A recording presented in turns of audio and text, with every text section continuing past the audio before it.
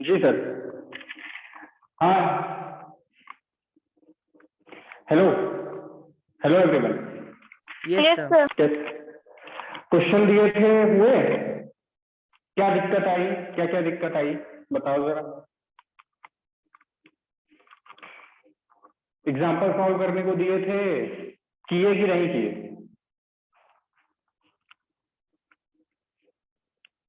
बोलो। क्यों क्यों नहीं किए? भूल गए थे। इस तरह भूलोगे, इस तरह पढ़ाई चलेगी? हमने पहले बोला था ये न्यूमेरिकल है, भूलना नहीं करना, एक दो ही कर लेना, कम से कम रिवीजन हो जाएगा।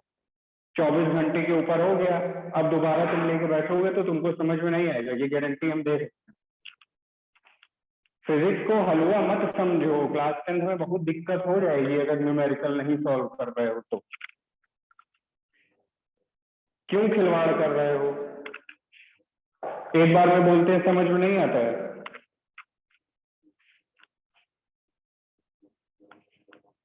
मत करो खिलवाड़। जितनी मेहनत हम कर रहे हैं उसका 10% भी तुम कर लोगे ना तो तुम्हारा हो जाए, तुमसे सॉल्व होने लगेगा। लेकिन तुम लोग करना ही नहीं चाहते हो। किसी ने भी सॉल्व करके नहीं भेजा है, किसी ने भी। 4 लोग हो, कोई एक भी नहीं सॉल्व करके भेजा। 2 तो भेजते ही नहीं है, कुछ भी बोलते रहो, उनको कोई मतलब ही नहीं है। जो 2 भेजते भी हैं वो भी दोनों बोल होने लगे। नहीं पढ़ना, सीधा बताओ ना, पढ़ना ही नहीं पढ़ना, सीधा बताओ।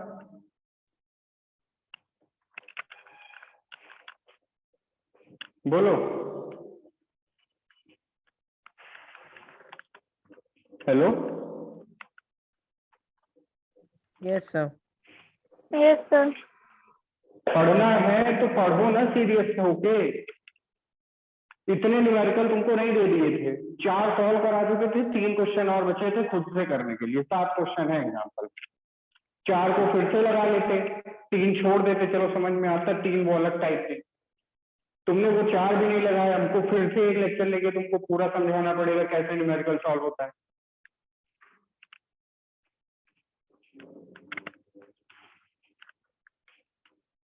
आज हो जाने चाहिए।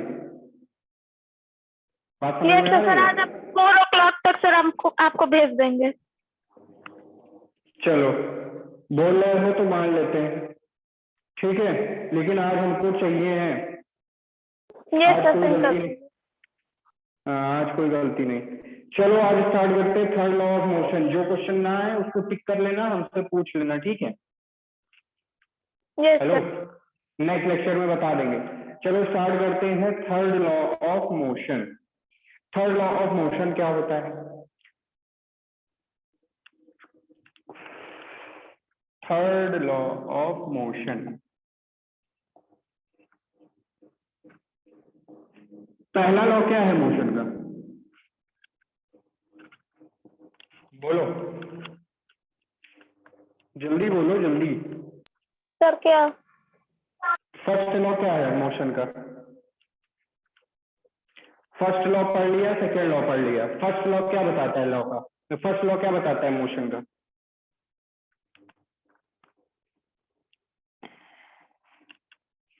फर्स्ट पता लॉ है? हाँ, क्या बताता सर, है? वो सर इनर्शिया। ठीक है। Inertia second law, second law sir वो sir force into sir m into a. Force sir equals to result m into. देता है। हाँ ठीक। चलो डेफिनेशन याद कर लो, पेपर में डेफिनेशन आएगी, वहां पे ये नहीं लिखोगे कि इनर्शिया देता है तो ये देता है तो वो देता है। एग्जैक्ट डेफिनेशन क्या होती है बुक से याद करो, वर्ड बाय वर्ड। बात समझ में आई? और एक बात जान लो, लॉ में जो भी वर्ड लिखे हैं तुमको एज इट इज लिखने हैं, उसको तुम इधर उधर नहीं कर सकते हो। इधर उधर करोगे तो नंबर भी इधर उधर हो जाए, पहले ही बता दे रहे। बाकी उसका प्रूफ है वो अपने मन से कर सकते हो, चलेगा। लेकिन जो डिफिनीशन है जो बुक में लिखी है वो एज इट इज डिफिनीशन लिखी जाएगी, वो कॉपी में भी, पेपर में, समझे? तो वैसे ही लिखनी है। चलो, थर्ड लॉ ऑफ मोशन। तो फर्स्ट लॉ में हमने बताया कि बॉडी रेस्ट पे है तो रेस्ट पे ही रहेगी, मोशन में है तो मोशन में ही रहेगी। कब तक? जब तक एक्सटर्नल फोर्स नहीं लगता तब तक। ठीक। दूसरा लॉ हमने क्या बताया कि जो तुम्हारा फोर्स होता है वो किसके प्रोपोर्शनल होता है? Rate of change of momentum. दूसरा लॉ तुम्हारा ये बताया। तीसरा लॉ क्या बताता है कि every action is has equal and opposite reaction.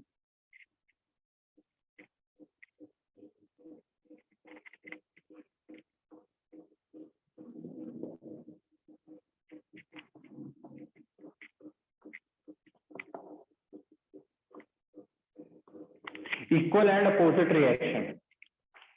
अब यहाँ पे एक्शन जो पिक्चर वाली एक्शन की बात नहीं कर रहा, पहले ही बता दे रहे हैं, ये पिक्चर वाला एक्शन नहीं है, ये एक्शन मतलब है फोर्स। फोर्स कौन सा फोर्स?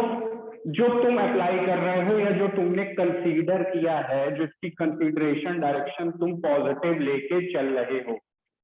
मतलब ये मान लो ब्लॉक है, इस डायरेक्शन में तुम इसको पुश कर रहे हो, इस तरफ से फोर्स लग रहा है, तो एक्शन हम किसको काउंट करेंगे? ये वाला external force.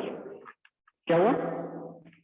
Left side, so the force। हाँ ठीक है, तो हम उसकी डायरेक्शन पॉजिटिव लेके चलेंगे जिसको हम कंसीडर कर रहे हैं। कोई जरूरी नहीं है कि हम इसी एक्शन की बात करें।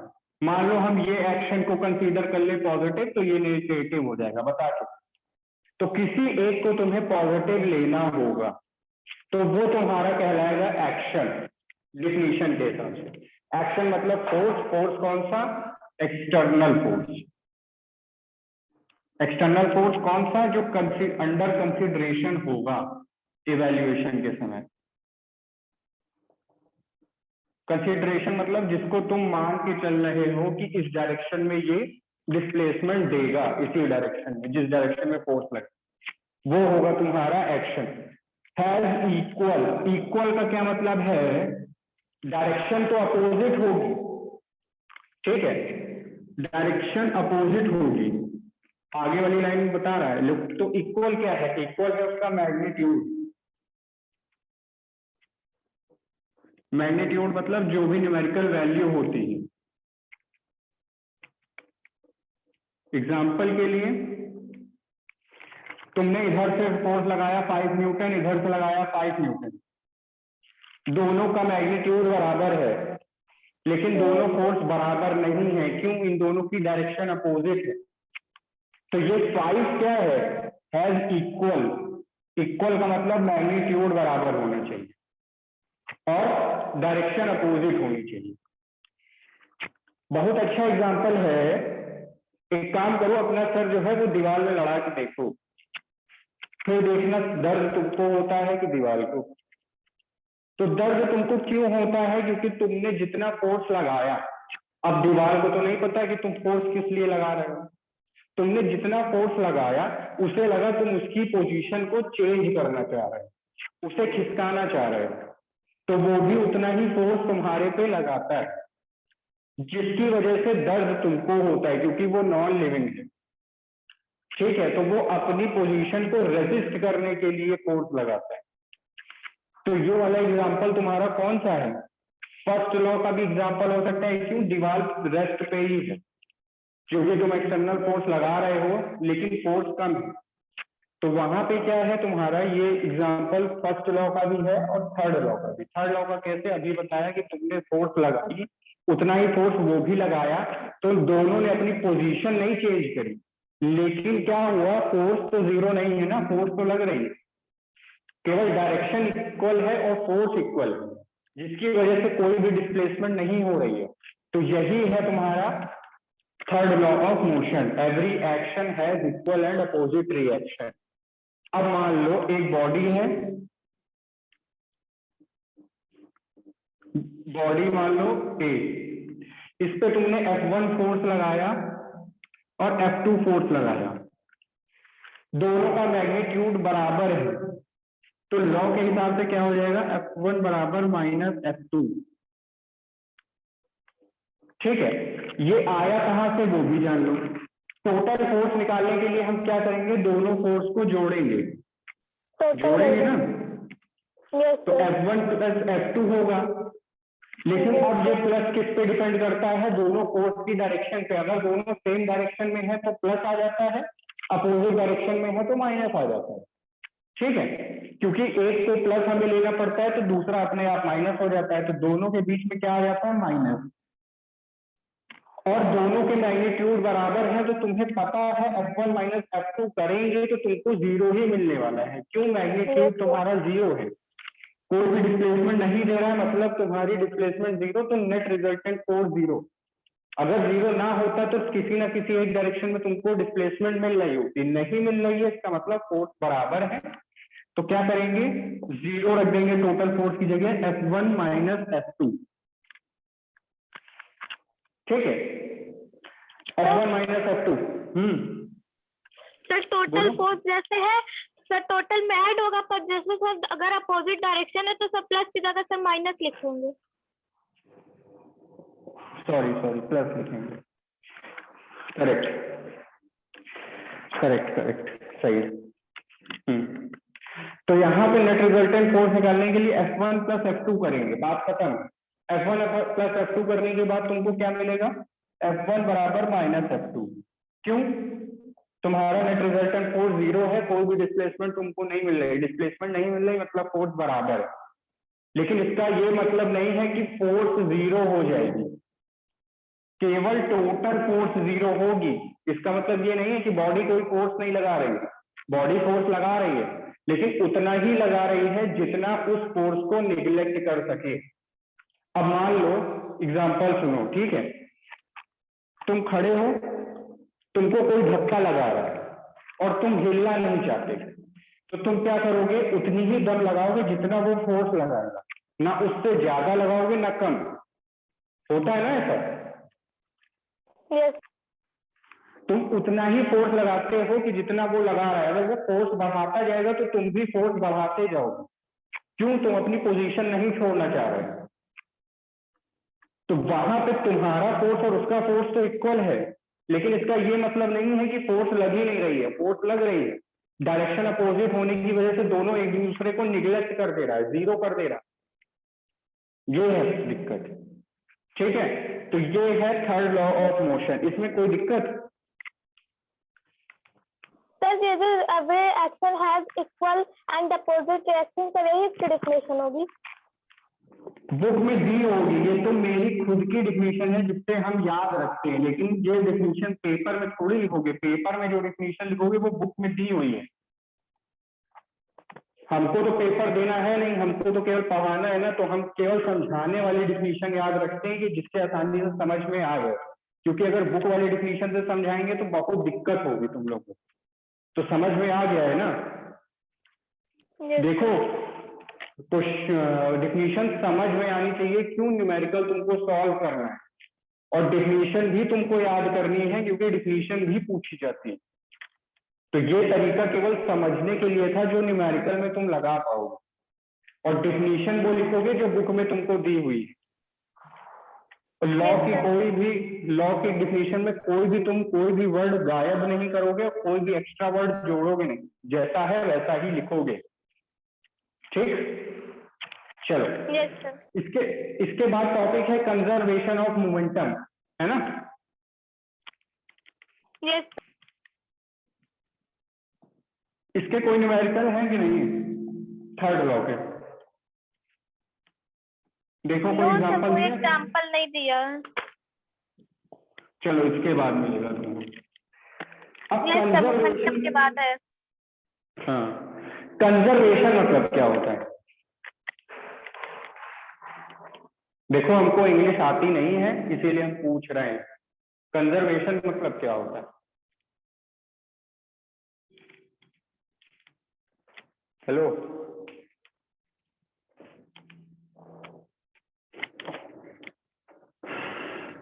गूगल पे मत सर्च करो, आंसर दो जो भी तुमको पता है।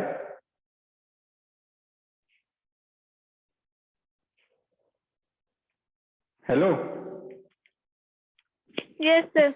Yes, sir. हाँ, गूगल पे मत सर्च करो, आंसर दो तो कंजर्वेशन क्या होता है। हमको इंग्लिश नहीं आती, इंग्लिश आती बहुत वीक है हम इंग्लिश में।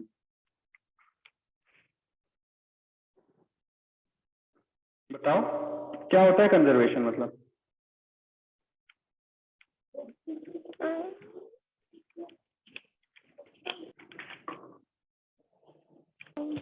Sir distraction.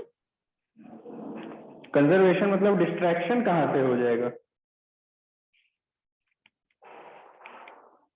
कंजर्वेशन डिस्ट्रैक्शन कहाँ से हो जाएगा? कंजर्वेशन आप तक सुना नहीं है? टीवी में ऐड आता है कि प्लांट्स को कंजर्व करो, ये स्पीसीज तुम्हारी गायब हो रही है एनिमल की, इनको कंजर्व करो। सब बचाओ। कंजर्व, हाँ, कंजर्व मतलब होता है बचाओ। ठीक है, कंजर्व मतलब होता है किसी चीज को बचाना। तो यहाँ पे किसको बचाना है? हमें मोमेंटम को बचाना है। कौन सा मोमेंटम बचाएंगे? जो तुम्हारा बॉडी में पहले से ही बना हुआ है। क्यों? बॉडी मूवमेंट में है और मोमेंटम का फॉर्मूला ही होता है क्या? m इंटू वी, यानी मास ऑफ द ऑब्जेक्ट और उसकी वेलोसिटी को जब हम प्रोडक्ट करते हैं तो ये तुमको देता है एनर्जी। ठीक है, ये तुमको देता है एनर्जी किस चीज की? मूविंग बॉडी की। कि बॉडी अगर मूवमेंट पे है तो उसके पास कितनी एनर्जी होगी, यानी कितना फोर्स होगा। सॉरी, करेक्ट कर लो इसको, फोर्स होगा। कितना फोर्स होगा उसके पास, कि अगर वो किसी चीज से टकराए तो वो कितना फोर्स लगा सकती है, वो हम कैसे बताएंगे कि उसका मास कितना है और उसकी वेलोसिटी कितनी है। ठीक है, तो ये है कंजर्वेशन ऑफ मोमेंटम। सिमिलर है मोमेंटम डिफिनीशन। मोमेंटम की डिफिनीशन वही है जो एनर्जी की होती है। Momentum can neither be created nor destroyed, it can be transferred from one body to another.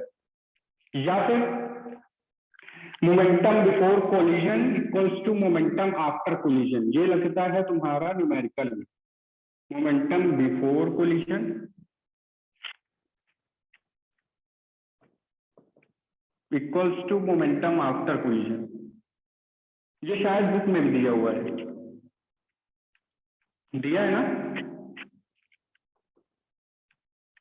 Hello, yes sir, ऐसा दिया तो है। हाँ, तो momentum before collision equals to momentum after collision. Collision क्या होता है? जब दो बॉडी आपस में टकराती है। कोलिजन मतलब होता है टकराना। टकराना, भिड़ना जिसे बोलते हैं, टकराना। तो टकराने में क्या होता है? एनर्जी का ट्रांसफर होता है। मोमेंटम बिफोर कोलिजन मतलब मान लो ये बॉडी है, इस डायरेक्शन में मूव कर रही है। ठीक है, ध्यान से सुनना, सारा खेल इसी में है, यहीं से फॉर्मूला निकल के आ जाएगा। ये मान लो बॉडी ए है जिसका मास m1 है, ये u1 वेलोसिटी से इनिशियली मूव कर रही है।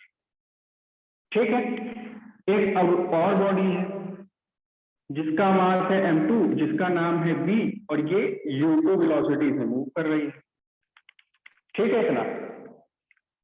Hello, Yes, sir.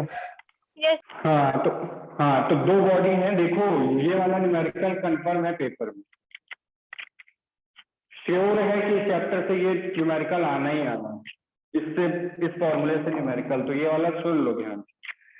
तो मान लो एक बॉडी है ए जिसका मास है m1, मूव कर रही है u1 वेलोसिटी से इस डायरेक्शन, और उसी डायरेक्शन में ही आ रही है एक बॉडी बी जिसका मास है m2 और मूव कर रही है u2।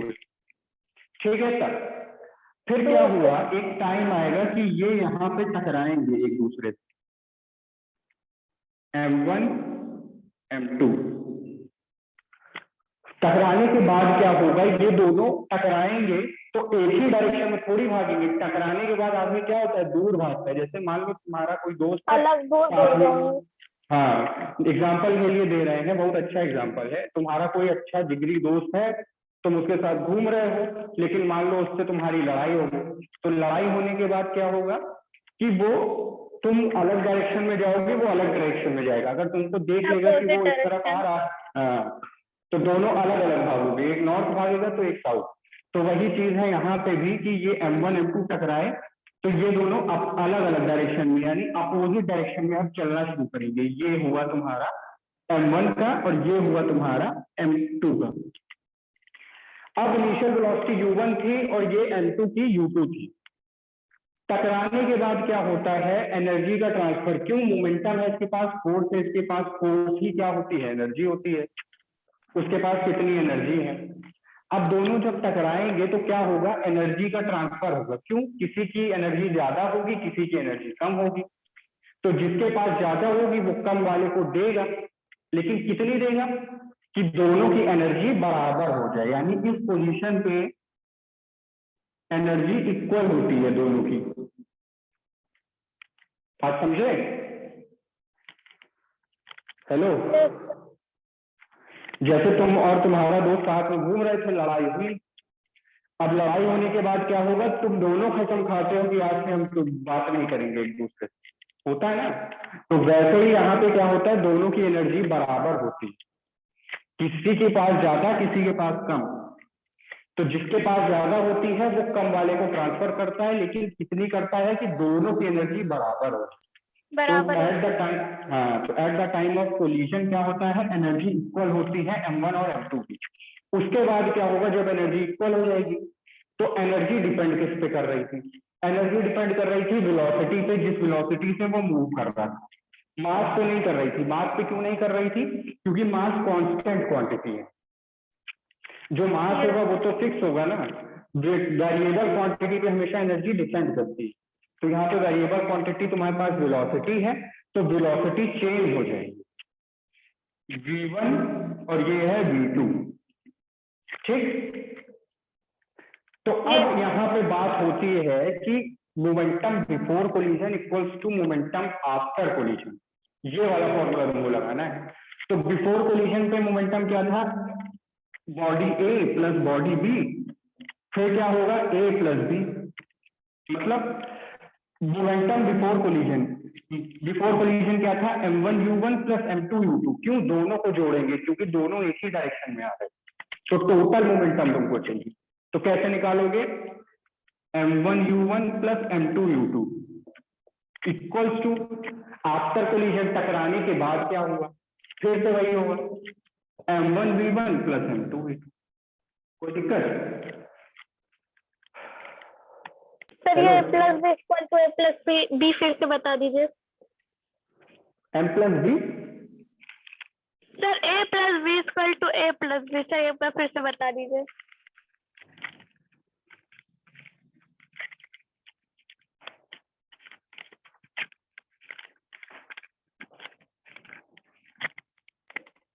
तो क्या बोल रहे थे, a प्लस बी बराबर a प्लस बी, क्योंकि तुम्हारे पास दो ही बॉडी है, दोनों ही बॉडी में मोमेंटम का चेंज हो रहा है। तो ये है बिफोर कोलिजन का और ये है आफ्टर का। तो बिफोर कोलिजन पे ए बॉडी के पास मोमेंटम कितना था, m1u1, तो ए की जगह m1u1 रख दिया। बी के पास कितना था, m2u2, तो m2u2 रख दिया, बीच में plus, equals to after collision में ए बॉडी के पास कितना था, m1v1, आफ्टर कोलिजन में बी बॉडी के पास कितना था, m2v2। सीधा वैल्यू रख दो, यही फॉर्मूला तुमको बुक में दिया हुआ है, दिया है ना। तो इतना आसान चीज है ये मोमेंटम, कंजर्वेशन ऑफ मोमेंटम। कोई दिक्कत हुई? ना।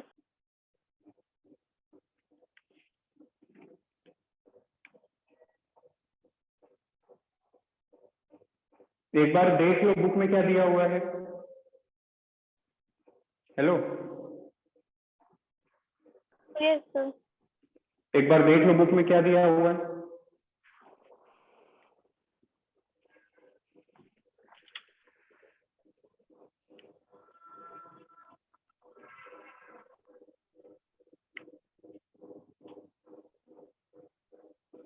सर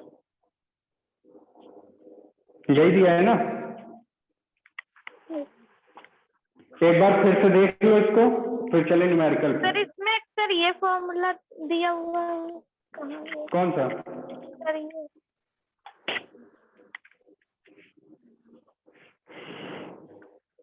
दिख का नहीं रहा है, दिख नहीं रहा है। सर ये तो यहाँ पे M1V1 माइनस M2V2 हो जाएगा, बस उसका ही तो होगा। Yes sir. क्या क्या दिया है, फॉर्मूला पढ़ के बताओ क्या दिया हुआ है। Sir MV into VB minus UB upon T। अरे यार, इन्होंने क्या किया है, मास को कांस्टेंट ले लिया है। मास को कांस्टेंट लेने के बाद इन्होंने वैल्यू सॉल्व कर लिया है दोनों का। मास कांस्टेंट ले लेंगे तो M1 का मास निकल आया। M1V1 एक बार था, एक बार M2V2 था। ये इन्होंने rate of change of momentum निकाल लिया है, तो M1 कॉमन ले लेंगे। जैसे फोर्स में कर रहे थे V1 माइनस U1, तो यहाँ पे V1 minus U1 divided by time, काम खत्म। यही दिया हुआ है। इन्होंने केवल मास को कांस्टेंट लेके एक एक बॉडी का सॉल्व किया हुआ है, लेकिन ओरिजिनल जो होता है उसमें दोनों बॉडी आती है। ये कब हम यूज करते हैं, जब तुमको कोई एक चीज अनगिवन होती है। बात समझ में आई? वो अभी क्वेश्चन होगा तो समझ में आएगी। तो इसको नोट कर लो जल्दी से, चले आगे। सर कर लिया।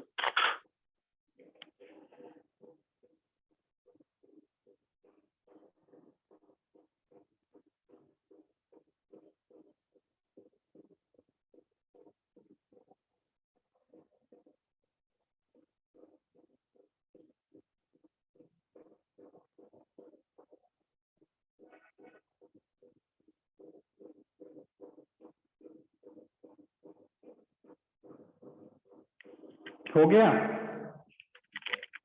यस सर, हो चुका। चलो स्टार्ट करते हैं numerical.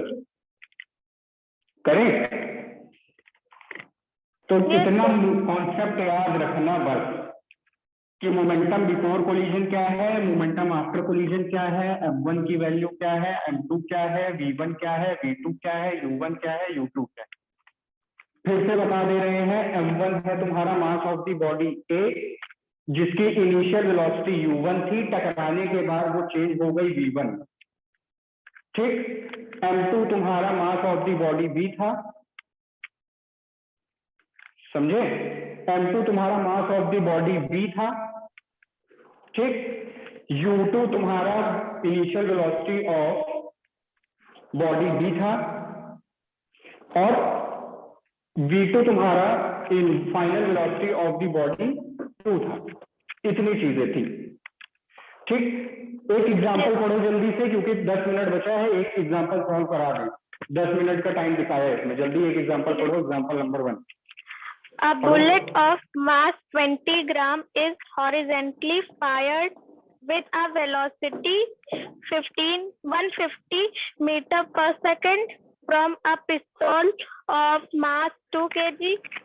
What is the recoil velocity of the pistol?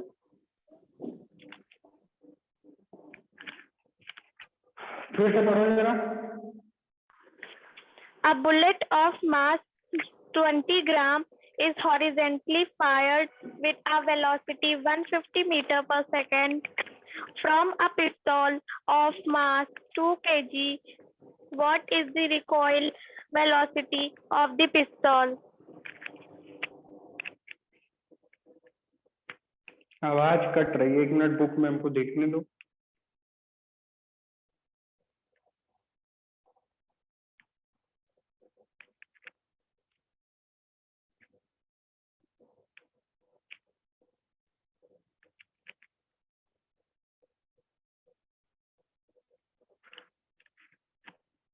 Hello. Yes sir. हाँ, तो इस क्वेश्चन में क्या दिक्कत है? कैमरा खुला है ना, दिख रहा है ना, कोई दिक्कत तो नहीं है? No sir. तो कैमरा बंद है। ओ, तो ये दिक्कत नहीं है? हम पूछ रहे हैं कोई दिक्कत तो नहीं, तो कह रहे हैं नहीं। देखो, अब तुमको यहाँ पे क्या दिया हुआ है, M1 मास दिया है, M2 मास दिया हुआ है, मास ऑफ द बुलेट और mass of the pistol. Initial final velocity of the bullet दी हुई है। कहने का मतलब क्या है, जब तुम पिस्तौल को फायर करते हो तो वो एक पीछे झटका देती है, तो यानी जो एक्शन हो रहा है, यानी बुलेट आगे बढ़ रही है, उतना ही फोर्स वो पीछे भी लगा रही है जो कि फायर होती है। अब कहने का मतलब क्या है, m1 तुम्हारा ये है जिसको फायर किया गया कितनी वेलोसिटी से, क्या वेलोसिटी दी हुई है, बोलो। 150 मीटर पर सेकंड।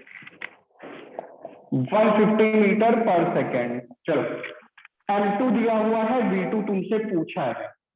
अब तुमको दिक्कत होगी कि u1 और u2 कहां से लाए, है ना। तो फायर होने के बाद यानी कोलिजन होने के बाद ये वेलोसिटी है, कोलिजन होने के पहले क्या है, दोनों जीरो है, क्योंकि ना पिस्तौल मूव हो रही है ना बुलेट मूव हो रही है। बात को समझना, जब लोड करते हैं तब कोई तुम्हारी मूवमेंट नहीं होती बुलेट की, ना पिस्टल की, है ना। लेकिन जब फायर करते हैं तब मूवमेंट होती है। तो v1 वेलोसिटी है किसकी, फायर होने के बाद बुलेट की। v2 तुमसे पूछा है, u1 u2 क्या लेंगे, जीरो लेंगे। सीधा फॉर्मूला लगाओ, m1 सीधा फॉर्मूला लगाओ, m1 u1 plus m2 u2 equals to m1 v1 plus m2 v2। m1 की जगह रख दो, इसको पहले कन्वर्ट करो किसमें, kg में, तो इसको करोगे 1000 से डिवाइड, कितना आएगा 0.02, ठीक है। 0.02 multiplied by 0 plus 2 into multiplied by 0, क्यों, u1 u2 दोनों 0।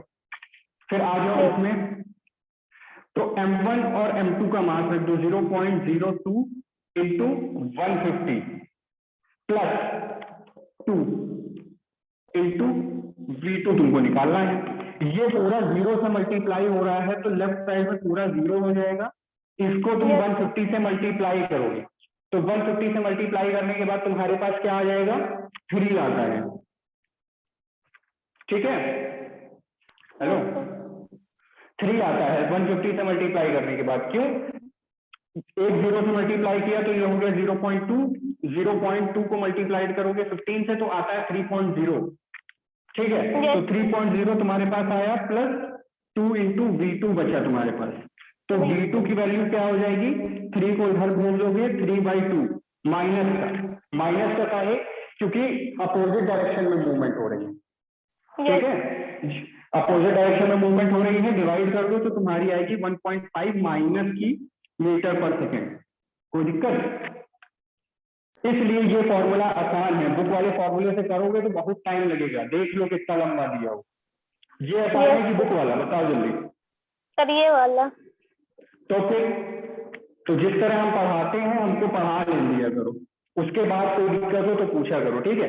तो ये है तुम्हारा, ये फॉर्मूला तुमको याद होना चाहिए अच्छे से, बस।